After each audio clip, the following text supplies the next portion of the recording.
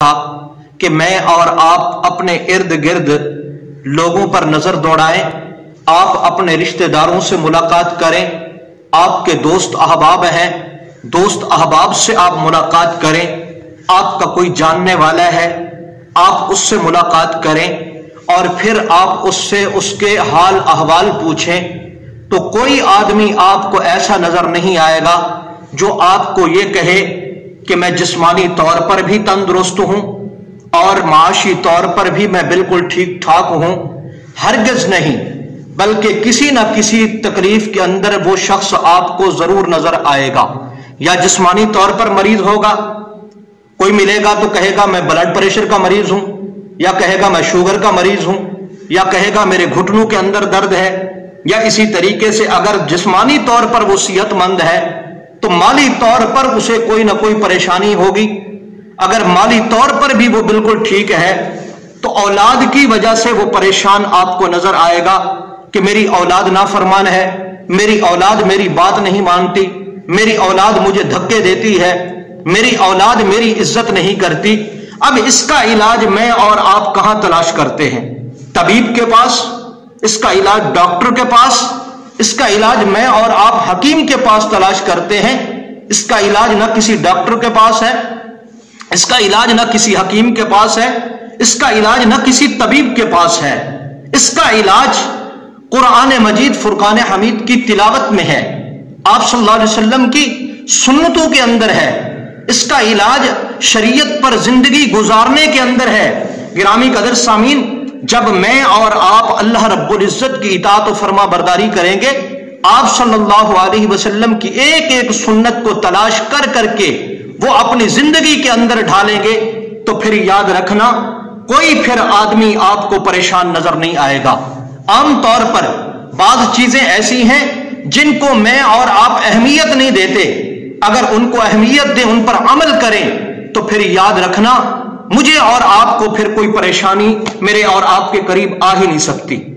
मसलन आप देखें, मेहमान को हकारत की नजर से देखना, इसको मैं और आप मामूली चीज समझते हैं, हालांकि मेहमान का घर में आ जाना यह अल्लाह की तरफ से बहुत बड़ा इनाम और अल्लाह की रहमत है। आप सल्लल्लाहु अलैहि वसल्लम के सहाबा मेहमानों को तलाश किया करते थे अपने दस्तरखान पर बिठाने के लिए।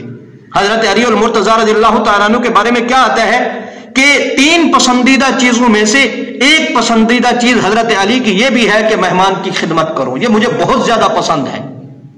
और अल्लाह के नबियों में हजरत इब्राहिम अलैहिस्सलाम के बारे में आता है कि मेहमान को तलाश किया करते थे अपने दस्तरखान पर बिठाने के लिए। बाज दफा तो ऐसा होता था कि मेहमान नहीं मिलता था तो दस्तरखान ही नहीं लगाते थे। तो मेहमान को मैं और आप कितना हकीर समझते हैं। आज मस्जिद के अंदर कोई मुसाफिर आ जाए और नमाज के बाद वो ऐलान करता है, भाई मैं मुसाफिर हूं, मेहमान हूं, मैंने रात को यहां ठहरना है, मेरे लिए खाने का इंतजाम करना, तो कोई आदमी उसके खाने का इंतजाम करने के लिए तैयार नहीं होता। फराइज पढ़े, सुनते नवाफिल पढ़ के निकलने की कोशिश करते हैं एक दूसरे पर डाल के ये बात। हालांकि मुसाफिर है, अल्लाह का शुक्र अदा करें कि या अल्लाह मैं इस काबिल हूं कि मेरे घर के अंदर मेहमान आ गया है और मेहमान की खिदमत करने की तूने मुझे ये तौफीक अता की है। तो बोझ महसूस मत करें। जरूरी नहीं आपके घर मेहमान आया तो आप उसे बकरे का गोश्त खिलाएं, ये कोई जरूरी नहीं है, या उसके लिए देसी मुर्गी ज़िबा करें। और भाई घर के अंदर जो कुछ पका हुआ है, जो आप खा रहे हैं, अपने बच्चों को खिला रहे हैं, वही कुछ आप मेहमान के सामने पेश करें। तो मेहमान को हकारत की नजर से मत देखिए। दूसरी चीज, कुरान मजीद फुरकान हमीद की मैं और आप तिलावत कर रहे हैं, हमारे तौलबा के अंदर यह सबसे बड़ी बीमारी है। सख्त सर्दी है, पानी ठंडा है, कुरान की तिलावत कर रहे हैं और तिलावत करते करते वुजू टूट गया है तो दोबारा वुजू करना क्या मैं और आप क्या समझते हैं? तकलीफ समझते हैं। कुरान क्या कहते हैं? ला यमस्सुहु इल्लल मुतहहरून, नापाक नजस पलीद आदमी मुझे हाथ मत लगाए। चाहिए तो यह कि मैं और आप हमेशा बावुजू रहें और फिर इनाम देखें अल्लाह की तरफ से कैसे मिलते हैं। इसी तरह मैं और आप खाना खा रहे हैं तो खाना खाने से पहले मुझे और आपको हाथ धोना चाहिए। मैं और आप इसकी पाबंदी नहीं करते तो हाथ धोकर खाना खाएं। जब हाथ धोकर खाना खाएंगे तो फिर खड़े होने से परहेज करें, खड़े होकर खाना नहीं खाना चाहिए। बैठ कर खाना खाएं। आज शादी ब्याह के अंदर चले जाएं, ये क्या है, फैशन बन चुका है। और भाई ये नबी करीम सल्लल्लाहु अलैहि वसल्लम का तरीका नहीं है। सुन्नत तरीका है बैठकर खाना। फिर बैठकर भी सुनते बता दी गई कि किस तरह बैठकर खाना खाना है। आज शादी ब्याह के अंदर आप चले जाएं तो खड़े होकर खाना खाया जा रहा है। हाथ के अंदर प्लेट है, प्लेट लेकर खड़ा हुआ है, या हाथ के अंदर रोटी का टुकड़ा है, खड़े होकर खाया जा रहा है। भाई अंग्रेज का तरीका है, ये काफरों का तरीका है, मुसलमानों का ये तरीका नहीं है। फिर आप सल्लल्लाहु अलैहि वसल्लम ने जूता पहनकर खाना खाने से मना किया है। जब खड़े होकर खाना खाएंगे तो साफ जाहिर है फिर जूता पहनकर ही खड़े होंगे। और फिर सुन्नत बैठने का तरीका भी आप सल्लल्लाहु अलैहि वसल्लम ने बता दिया। वो क्या फरमाया कि 2 पांव पर बैठकर खाना खाओ। दूसरी सुन्नत 2 जानों बैठकर खाना खाओ, जैसे अत्तहियात में नमाज की हालत में बैठते हैं। और इसी तरीके से तीसरी सुन्नत आप सल्लल्लाहु अलैहि वसल्लम ने जो बताई वो क्या है, फरमाया कि तुम इस तरह खाना खाओ कि एक घुटने के ऊपर बैठ जाओ, दूसरा घुटना तुम्हारा खड़ा हो। इब्तदा ऐसे करो। बाज दफा मोटे आदमी होते हैं इस तरह नहीं बैठ सकते, तो इब्तदा ऐसी करनी चाहिए। सर ढांप कर खाना खाना चाहिए। अल्लाह रब्बुल इज्जत की बहुत बड़ी नेमत को मैं और आप इस्तेमाल कर रहे हैं। और फिर जिस बर्तन के अंदर मैंने और आपने सालन लिया है उसको साफ करना चाहिए। आज शादी ब्याह के अंदर आप देखें क्या कैफियत है, कितना खाना जाय होता है। कभी मैंने और आपने गुरबा की तरफ भी नजर दौड़ाई जिनको 2 वक्त का खाना नहीं मिलता। आज मुझे अल्लाह ने आपको पैसे दे दिया तो धड़ाधड़ जिस तरह मर्जी आते हैं, क्या है, शादी ब्याह पे हम पैसा खर्च कर देते हैं।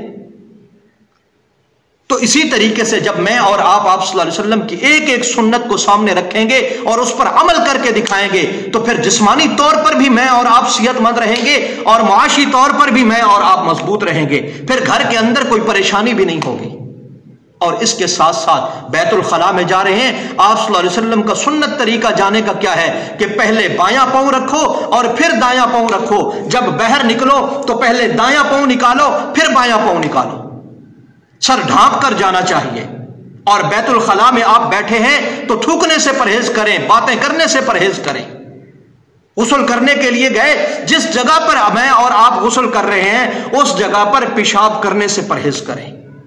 खड़े होकर गुस्ल करने से परहेज करें, बैठकर गुस्ल करना चाहिए। और इसी तरीके से अपनी औलाद को गालियां मत दें। औलाद का बचपन है, आज मैं और आप गालियां दे रहे हैं, बड़े होकर इनकी जुबान पे भी तो गाली आएगी। और फिर जब गाली जुबान पर चढ़ जाए तो फिर इस बात का खतरा है कि मौत के वक्त जुबान पर गाली ना आ जाए। इसी तरह मस्जिद में आप इबादत करने के लिए आए, दुनियावी बातों से परहेज करें। आज मैं और आप दुनियावी बातें तो जहां रही सियासी बातें, और उन सियासी बातों पे इस तरह झगड़ा होता है कि हाथापाई तक पहुंच जाते हैं और अल्लाह के घर में मेरी और आपकी लड़ाइयां हो जाती हैं। और इसके साथ साथ गिरामी कदर सामीन, अहादीस के अंदर यह भी आता है, उलमा ने यहां तक लिखा है कि आप फजर की नमाज पढ़ते हैं तो फजर की नमाज के बाद सोने से परहेज करें, मगरिब की नमाज के बाद सोने से परहेज करें। इसकी तरफ मैं और आप तवज्जो नहीं देते। खुसूसन हमारे उलमा तो सिरे से तवज्जो ही नहीं देते। फजर की नमाज पढ़ाई और फिर सो गया, 9-10 बजे तक सोए रहते हैं। तो परहेज करना चाहिए इन चीजों से। अब जब मैं और आप अल्लाह के हुक्म को आप सल्लल्लाहु अलैहि वसल्लम के तरीके के मुताबिक गुजारेंगे, हुजूर सल्लल्लाहु अलैहि वसल्लम की एक एक सुन्नत को तलाश करके फिर मैं और आप उस पर अमल करेंगे, तो फिर मेरी और आपकी जिंदगी पुरसुकून जिंदगी गुजरेगी। फकीर आया मांगने वाला मुस्तहिक है या नहीं, आप नहीं देना चाहते, आपका दिल मुतमईन नहीं है, तो झिड़के मत।